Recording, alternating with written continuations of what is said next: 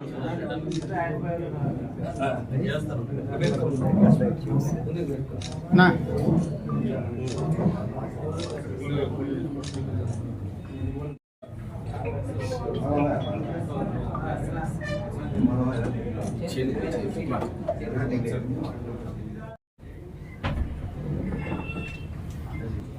మధ్యలో కూర్చోబెట్టు.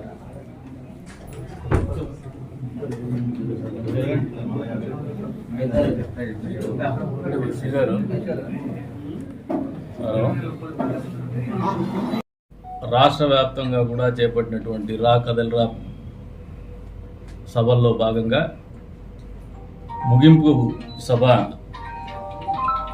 హిందూపూర్ సత్యసాయి జిల్లాలో పెనుగొండ నియోజకవర్గంలో కియా దగ్గర 4వ తారీఖు మధ్యాహ్నం 2 గంటలకు నిర్వహింపబడుతోంది.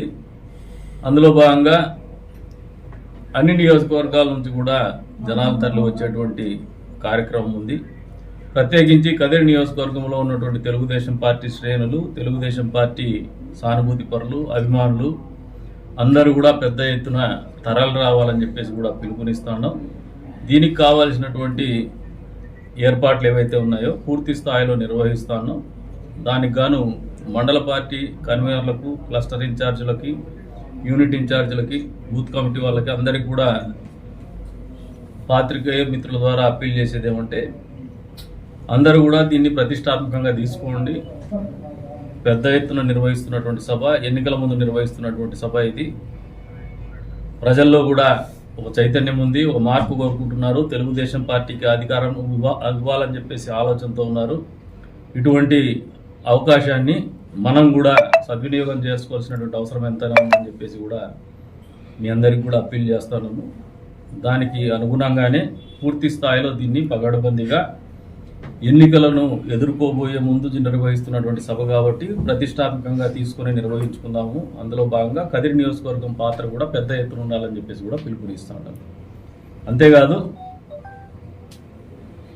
పదే పదే చెప్తా ఉంటాను ప్రెస్లో, నేను ఈ అవసరం మీరు కూడా రానికుండా చూసుకోవాలని చెప్పేసి కూడా కదిరి నియోజకవర్గ తెలుగుదేశం పార్టీ కుటుంబ సభ్యులందరూ కూడా అప్పీల్ చేస్తూ ఉంటారు. ఏంటంటే ఎన్నికల్లో టికెట్ గురించి మొదటి లిస్టులో లేదని చెప్పేసి దీన్ని మీరు ఎక్కడ కంగారు పడాల్సినటువంటి అవసరం లేదు. మొన్నటి రోజున ఒక ఇంటర్వ్యూలో అడిగితే మొదట్లో మీ పేరు అనౌన్స్ చేసినారు కదా అంటే, మొదట వచ్చినా లాస్ట్ వచ్చినా ఎన్నికల్లో నిలబడే అభ్యర్థులు బీఫామ్ ఫైల్ చేసేవాళ్ళు ఆల్రెడీ పార్టీకి తెలిసి ఉంటుంది, నాయకులకు తెలిసి ఉంటుంది. ఈ ఎన్నికల్లో మనం పోటీ చేస్తున్నాము, దానికి మీరేం ఆలోచన పెట్టుకోవద్దండి. కదిరిలో తెలుగుదేశం పార్టీ అభ్యర్థిగా కన్నికుంట అనేది ఖచ్చితంగా ఉంటుంది. దీనికే మీరు కన్ఫ్యూజ్ కావద్దండి, ఎవరికి కన్ఫ్యూజ్ పడాల్సినటువంటి అవసరం లేదు.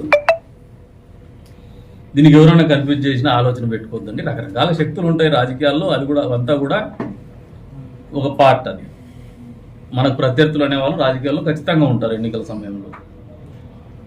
అంతకుముందు వచ్చినటువంటి అవకాశాలను ఏదైనా కూడా వాళ్ళు కూడా సద్వినియోగం చేసుకోవాలనే ఆలోచనతోనే వాళ్ళు కూడా కొన్ని ప్రయత్నాలు చేస్తూ ఉంటారు, గోబెల్స్ క్యాంపెయిన్ చేస్తూ ఉంటారు, కన్ఫ్యూజ్ క్రియేట్ చేయాలని చూస్తుంటారు, డిస్టర్బ్ చేయాలని చూస్తుంటారు. ఎవరైనా తెలుగుదేశం పార్టీని మద్దతు పలకాలనే ఆలోచనతో ఉన్నటువంటి వైఎస్ఆర్సీపీ పార్టీకి చెందినటువంటి వ్యక్తులు కావచ్చు, నాయకుల్ని కావచ్చు, లేదంటే పదవుల్లో ఉన్నటువంటి ప్రజాప్రతినిధులు కావచ్చు, అదే రకంగా తటస్థంగా ఉన్నటువంటి ఓటర్లను కావచ్చు డిస్టర్బ్ చేయాలనే ఆలోచనతో ఉంటారు. This is all process. ఇది ఒక తంతు. ఇది ఈరోజు కాకపోతే 10 రోజులకైనా వాస్తవాలు బయటకు వస్తాయి.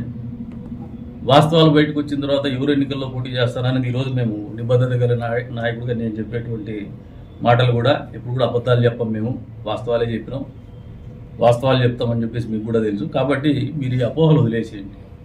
పార్టీ స్పష్టతగా ఉంది, చంద్రబాబు నాయుడు గారు స్పష్టంగా ఉన్నారు, నేను స్పష్టంగా ఉన్నా, మాకు కన్ఫ్యూజన్ లేదు, మీరు కన్ఫ్యూజ్ పడద్దని చెప్పేసి కూడా మీ అందరికీ కూడా పాత్రికేయ మిత్రుల ద్వారా తెలియజేస్తా ఉన్నాను. ఇంకా భవిష్యత్తులో ఇటువంటి కన్ఫ్యూజన్ ఎవరు క్రియేట్ చేసినా మీరు కన్ఫ్యూజన్కి లోన్ కావద్దండి. అంటే అపోహలు కావచ్చు, వదంతులు కావచ్చు, ఇవన్నీ కూడా ఈ క్రీడలో ఒక భాగం. అది అపోహలు దానిగానే చూడండి, వేరే రంగా చూడొద్దని చెప్పేసి, మీరు ఎమోషనల్ అవ్వద్దని, ఎన్నికలకు సమాయత్తంగా అని చెప్పేసి కూడా పిలుపునిస్తా ఉన్నాను. ఎన్నికలకు ఏం నిర్వహించుకోవాలో ఆ నిర్వహణలో భాగంగా మనం చేయాల్సినటువంటి కార్యక్రమాలు పూర్తి స్థాయిలో మీరు ముందుకు పోమని చెప్పేసి కూడా మిమ్మల్ని అందరినీ కూడా కోరుతా ఉన్నాను. నా వంతుగా కూడా నేను ఎప్పుడు కూడా ఎన్నికలకు సమాయత్తంగానే ఉన్నాను. నా వంతుగా నేను చేయాల్సిన కార్యక్రమాలు కూడా ఉంటాయి. 1-2 రోజులు ఎప్పుడైనా నేను కాన్స్టిట్యూన్సీలో లేకపోతే పాపం తత్తరబిత్తర పడతా ఉంటాను. మీరే తత్తరబిత్తర పడదండి. నేను 1-2 రోజులు బయటికి పోయినా కూడా రిలాక్స్ అయ్యేకేం పోను. ఆయుధాలు పదును పెట్టేకే పోతా ఉంటాయి. కాబట్టి మీరేం ఆలోచన పెట్టిపోతుంది. ఆయుధాలు కూడా మనకు అవసరం. ఈ ఆయుధ సంపత్తి కూడా మనకు ఒక యుద్ధంలో ఒక భాగం. కాబట్టి మీరు నిర్వహించుకునే క్రమంలో నా వంతు ప్రయత్నాలు ఏవైతే ఉన్నాయో, నా వంతు కార్యక్రమాలు ఏమున్నాయో నన్ను చేయనియండి. మీ వంతు కార్యక్రమాలు మీరు నిర్వహించుకోండి అని చెప్పేసి కూడా మీకు ద్వారా తెలియజేస్తాం. ఇంకేమైనా ఉన్నాయా మీకు?